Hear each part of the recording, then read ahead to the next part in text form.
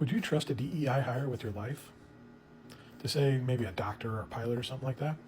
If I were to reflect, honestly, I'd probably say more so than anyone else. And it's something we talked about in our latest episode of the Dan and Can podcast, where we were just on a myriad of topics, just following tangents and going down paths. And something in our conversation that we had stirred up a memory of a video I had saw recently, where it was a T-pussy person in a high school. They're setting up clubs, which fine, albeit.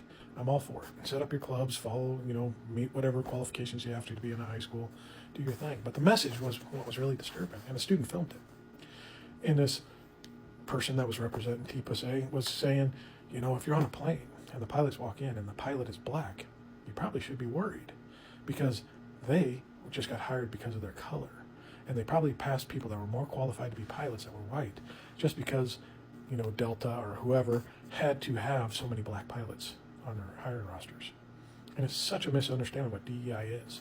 Yeah, there is some of this where we want to diversify the workforce in all areas and just get more representation, but that's good for business. If you have a more diverse workforce, you have the opinions and the knowledge of these people to build on and see how you can better service other communities in your business and make it more reachable and ascertainable to others, other than people that look and act just like you.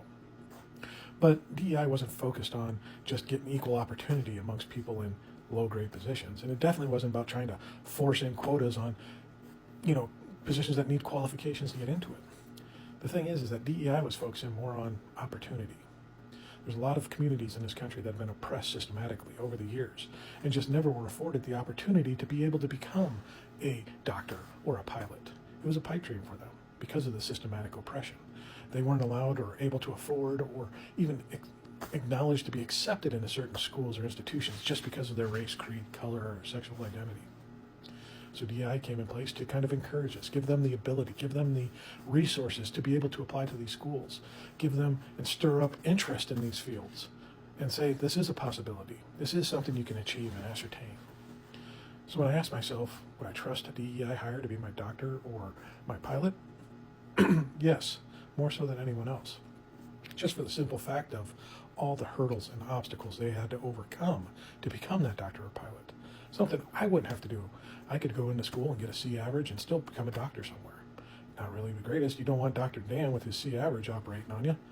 But how about the person that came in, overcame so many obstacles, had to study that much harder to prove themselves able to do this position? Definitely more trustworthy than your ordinary average guy.